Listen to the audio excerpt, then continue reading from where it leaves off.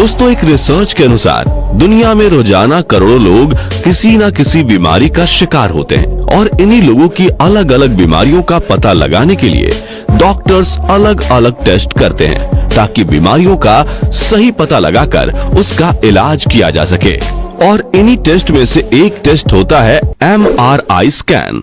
हो सकता है कि आप सबने भी इसका नाम कहीं ना कहीं जरूर सुना होगा, पर हम में से कुछ लोग MRI स्कैन के बारे में ज्यादा नहीं जानते हैं। MRI स्कैन का आविष्कार मेडिकल जगत का एक बहुत बड़ा आविष्कार था, जिससे कई तरह की बीमारियों का बारीकी से पता लगाया जा सकता है।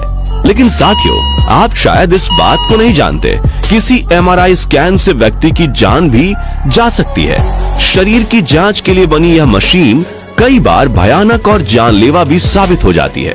हालांकि यूं तो MRI रूम में दाखिल होने से पहले यह सुनिश्चित किया जाता है कि मरीज के पास या फिर उसकी बॉडी के अंदर कोई भी मेटल की चीज ना हो, लेकिन कई बार जाने अनजाने में यह गड़बड़ी हो जाती है।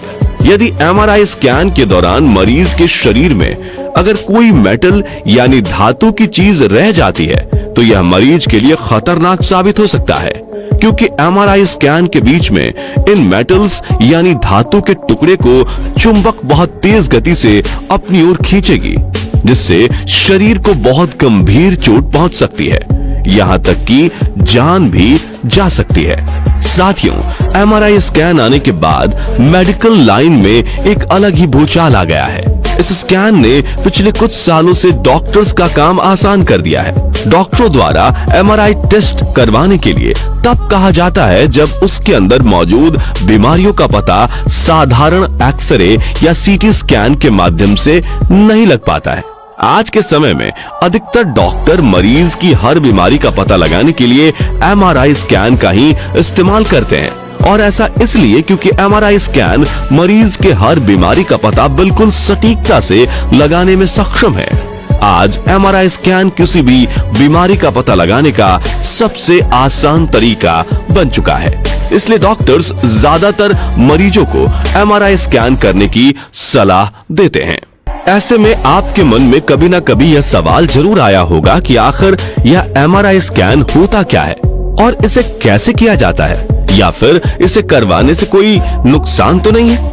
इन सभी सवालों को जानने के लिए आप इस वीडियो को अंत तक देखते रहिए। दोस्तों, बहुत सारे लोग MRI का नाम सुनते ही घबरा जाते हैं और इस जांच को करवाने से डरते हैं, लेकिन जब भी डॉक्टर MRI स्कैन करवाने को कहता है तो इसे टालना नहीं चाहिए, क्योंकि बीमारी का गंभीर रूप लेने से पहले ही उसका पता लगाना इस जांच से ही संभव होता है, जिससे समय रहते उस बीमारी का इलाज भी हो सकता है। जब MRI स्कैन होता है तो MRI स्कैन के अंदर काफी तेज आवाज निकलती है, जिनसे कभी कभी मरीज को घुटन का एहसास होता है और उसे ऐसा लगने लगता है कि कुछ ही देर में जान चली जाएगी। असल में ऐसा कुछ भी नहीं होता। दरअसल MRI स्कैन के दौरान निकलने वाली आवाज मरीज को किसी तरह का नुकसान नहीं पहुंचाती। MRI का मतलब है मैग्नेटिक रेजोनेंस इमेजिंग स्कैन, जिसमें आमतौर पर 30 से 60 मिनट तक का समय लगता है और इसकी फीस 5000 से 8000 तक लगती है। यह फीस और समय इस बात पर निर्भर करते हैं कि शरीर के कौन सा और कितना बड़ा हिस्सा स्कैन किया जाना है, इसकी कितनी तस्वीरें ली जानी है। MRI स्कैन रेडिएशन के बजाय मैग्नेटिक फील्ड पर काम करता है, इसलिए ये एक्सरे और CT स्कैन से अलग है।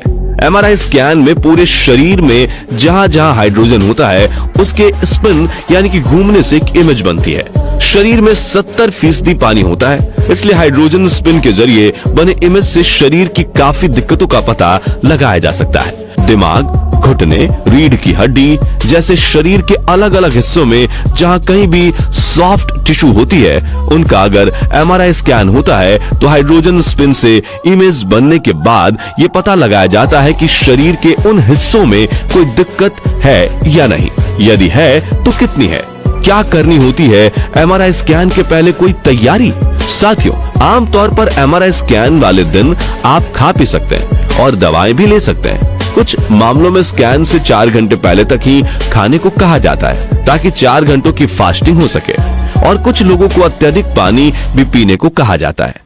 MRI टेस्ट के पहले आपको कुछ सवालों के सही भी जवाब देने होते हैं। इन प्रश्नों के जवाब के माध्यम से डॉक्टर आपके बारे में सारी जानकारी प्राप्त कर लेते हैं और आपकी सुरक्षा के लिए जरूरी कदम उठाते हैं। इन सवालों के माध्यम से रेडियोलॉजिस्ट ये भी जान लेते हैं कि पहले आपकी किसी तरह की सर्जरी तो नहीं हुई है या कोई डिवाइस आपके शरीर में लगाया तो नहीं गया, क्योंकि एमआरआई के दौरान ऐसी स्थिति में समस्या पैदा हो सकती है जिससे मेडिकल स्टाफ को यह पता चलता है कि स्कैन करना सुरक्षित है या नहीं।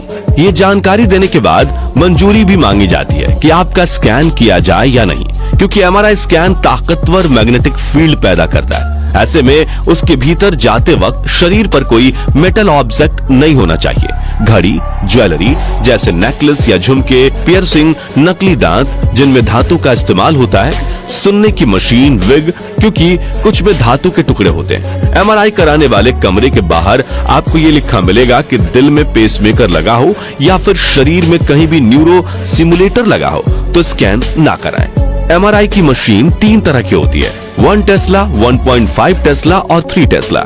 ये टेस्ला वो यूनिट है जिसमें एमआरआई मशीन की क्षमता को मापा जाता है। 3 टेस्ला यूनिट की क्षमता वाली मशीन लोहे की पूरी अलमारी को अपनी ओर खींचने की ताकत रखता है, यानी मशीन जितनी ज्यादा टेस्ला वाली होगी उतनी ही ज्यादा उसका मैग्नेटिक फील्ड होगा। क्या होता है एमआरआई टेस्ट करते वक्त? एमआरआई स्कैनर एक सिलेंडर नुमा मशीन होती है जो दोनों तरफ से खुली होती है। जांच कराने वाले व्यक्ति को मोटराइज्ड बेड पर लिटाया जाता है और लिटाए जाने के बाद बेल्ट से कसकर बांध दिया जाता है। ऐसा इसलिए किया जाता है जिससे मरीज स्कैनिंग के दौरान हिले नहीं। अगर यही एमआरआई टेस्ट छोटे बच्चों का किया जाता है तो उन्हें नींद की टैबलेट या हल्का एनेस्थीसिया दिया जाता है ताकि वो हिले डुले नहीं। अगर इस टेस्ट में डाई या कॉन्ट्रास्ट की मदद लेनी हो तो इसे इंजेक्शन के माध्यम से आपकी नसों में डाला जाता है। इससे ठंडक जैसा एहसास होता है। डाई के माध्यम से शरीर के वो अंग रंगीन तस्वीर में नजर आते हैं और फिर ये मोटराइज्ड बेड धीरे धीरे मशीन के भीतर जाता है। कुछ मामलों में शरीर के किसी खास हिस्से जैसे सिर या छाती का फ्रेम भी रखा जाता है। इस फ्रेम में ऐसे रिसीवर होते हैं जो स्कैन के दौरान शरीर की तरफ से जाने वाले सिग्नल रिकॉर्ड करते हैं, जिससे बढ़िया गुणवत्ता वाली तस्वीरें लेने में मदद मिलती है। उसके बाद एमआरआई मशीन आपके शरीर के अंदर एक बेहद शक्तिशाली चुंबकीय क्षेत्र बना देती है। इसके बाद इन तरंगों के माध्यम से कंप्यूटर शरीर के अंदर का नक्शा यानी इमेज तैयार करता है। एमआरआई स्कैन तस्वीरें लेते वक्त बहुत आवाज भी करता है। यह आवाज इसलिए आती है क्योंकि मशीन फोटो लेने के लिए अत्याधुनिक चुंबकीय ऊर्जा बनाती है। मरीज को इन डरावनी आवाजों से छुटकारा पाने के लिए कभी कभी डॉक्टर इस दौरान हेडफोन लगाने को भी देते हैं। टेस्ट के दौरान आपको शरीर में खिंचाव जैसा महसूस हो सकता है। ऐसा इसलिए क्योंकि एमआरआई मशीन नसों को उत्तेजित करती है। यह सामान्य है और इसमें चिंता की कोई बात नहीं है। यह पूरी प्रक्रिया 30 मिनट से 60 मिनट तक चलती है और एक एमआरआई टेस्ट करवाने के कुल लागत 5,000 से लेकर 8,000 रुपए तक आती है। अब जानते हैं कब और क्यों खतरनाक होती है ये मशीन। शरीर की जांच के लिए बनी ये मशीन कई बार खतरनाक और जानलेवा भी साबित हो सकती है। यूं तो रूम में दाखिल होने से पहले यह सुनिश्चित किया जाता है कि मरीज के पास कोई धातु की चीज ना हो, लेकिन कई बार अनजाने में गड़बड़ हो जाती है। अगर शरीर के भीतर कोई स्क्रू, शार्पनल या कारतूस के हिस्से हैं तो खतरनाक साबित हो सकते हैं। धातु के इन टुकड़ों को मैग्नेट बहुत तेज गति से खींच लेती है, जिससे शरीर को गंभीर चोट पहुंच सकती है।